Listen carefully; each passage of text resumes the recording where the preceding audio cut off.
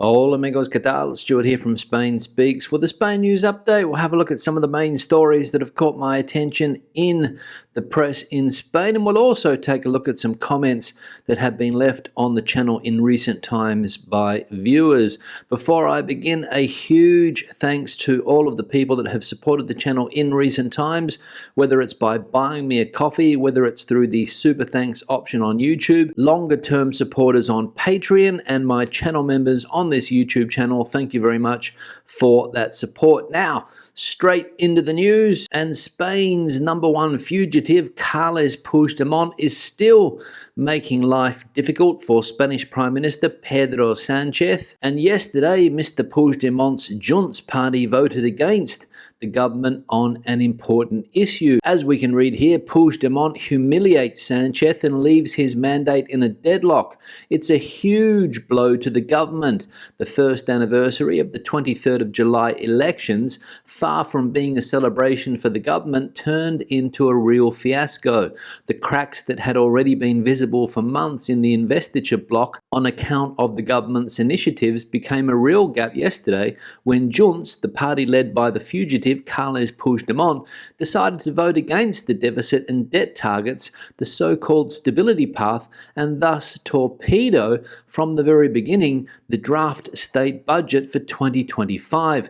The government's proposal was defeated with 178 noes against and 171 yeses. The PM, Pedro Sánchez, opted not to take part in the vote, knowing that he would lose it. He was the only one. So there we go, Mr. Puigdemont proving to be a headache for the Sánchez government still. Of course, this all has to do with what's happening in Catalonia currently. They're trying to form a government there after the recent elections, and Mr. Puigdemont does not like what's going on. So as a result, he's using his power to, as we saw in that text, torpedo Pedro Sánchez's plans. So what a great partner Mr. Puigdemont is turning out to be for Mr. Sánchez. Now the next piece of news, and apparently Spain's postal system, Correos, is bankrupt, and the government plans to inject some 3 billion euros into that organization. As we can read here, the government will inject more than 3 billion into Correos, and the CCOO union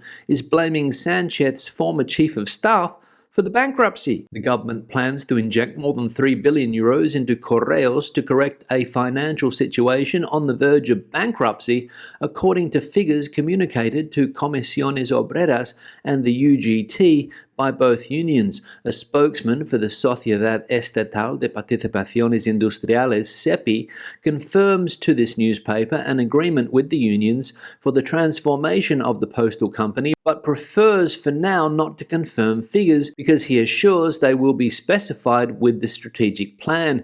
The colossal injection of public funds into Correos responds, according to a CCOO communique, to the fact that the company is on the verge of financial bankruptcy and in a rescue zone. It blames the former president of Correos, Juan Manuel Serrano, who was previously Sánchez's chief of staff. So there we go, the Spanish postal service Correos on the verge of bankruptcy, and the unions blaming the former boss of that organization, who also happens to be the ex-chief of staff of Prime Minister Pedro Sánchez. So it just goes to show, and we've seen it time and time again, that politicians should not be in charge of public companies because basically they don't know how to manage them. So more public money being put in to save a company that some people would argue does not have a future. Now the next piece of news, and an interesting story on just how difficult it is to maintain in good condition the many castles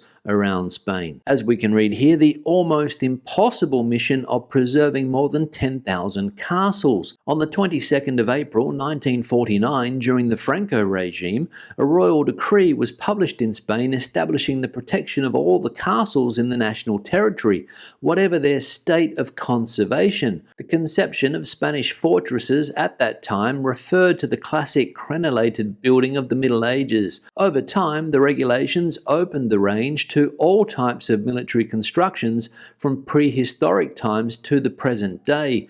With its birth in 1952, the Spanish Association of Friends of the Castles began to draw up an inventory that would bring them all together in a catalogue so extensive that it has not yet been completed. So far, the result is that Spain is home to more than 10,000 of these structures, with a paradox. Every day, the country loses a piece of a castle due to lack of conservation, while new excavations and studies bring to light others whose existence was previously unknown. So difficult, as we saw there, to keep those 10,000 or so castles in good condition in Spain. And I imagine that to keep these castles in good nick would cost a pretty penny. And it's a shame, because what's left of the history of Spain needs to be preserved, in my opinion. And the final piece of news today related to the ongoing debate about tourist flats in Spain and their impact on the housing crisis in the country. And as we can read here, the tourist flat market heats up the housing debate,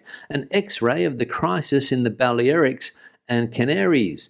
Under the July sun, as hundreds of Spaniards use and search for accommodation for their summer holidays, the debate on the impact of tourist flats on the right to housing heats up, and two focal points stand out above the rest: the Canary Islands and the Balearic Islands, whose attractive coastline is also a natural limit to the available land.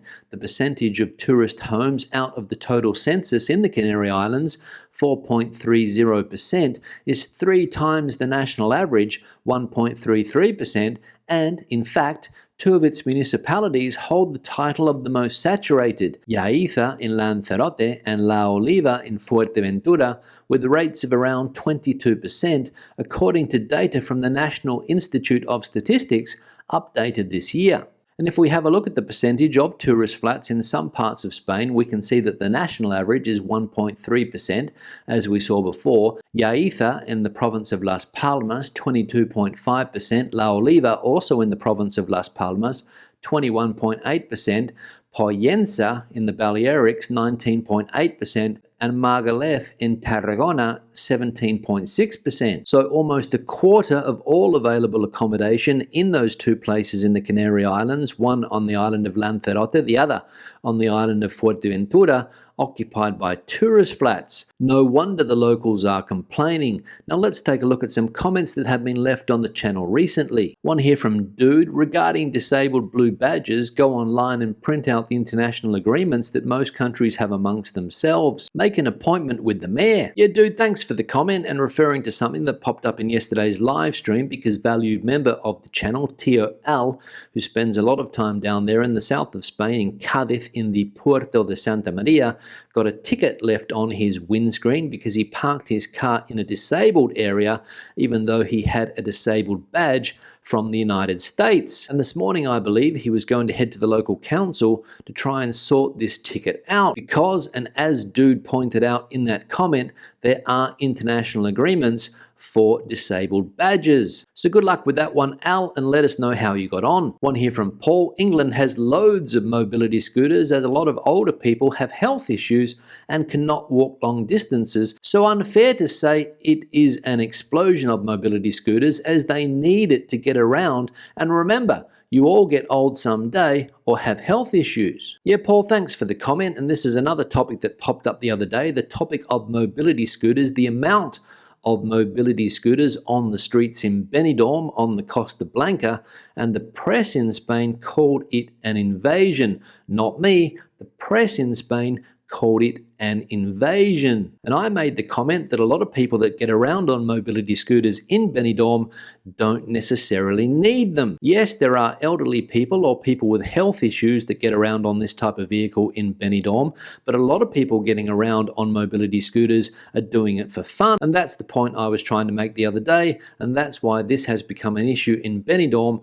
over the years, because people like this clearly could get around on foot, but they choose to get around on this type of machine, and that's taking the piss. One here from Yellow Dot: probably in Benidorm the streets are flat and the pedestrian zone isn't 40 centimeters high and crooked, as in many villages of Spain. Scooters and wheelchairs are impossible in most of the places in Spain. Yeah, Yellow Dot, thanks for the comment, and it does seem to be that way, that many towns and villages in Spain are not prepared for wheelchairs or mobility scooters. In fact, where I live on the outskirts of Madrid, around 20 kilometers from Spain's capital city, it's not easy to get around in a wheelchair because the sidewalks are in terrible condition. And it's not because they weren't thinking of people in wheelchairs, because there are ramps that go down from the sidewalks to the road, but there's a gap like this to access the crosswalk. And basically that's because of shoddy work by shoddy workmen who do not put any pride into the work that they do. However, there are some cities in Spain that do provide good infrastructure for people with reduced mobility. For example, in the north of the country,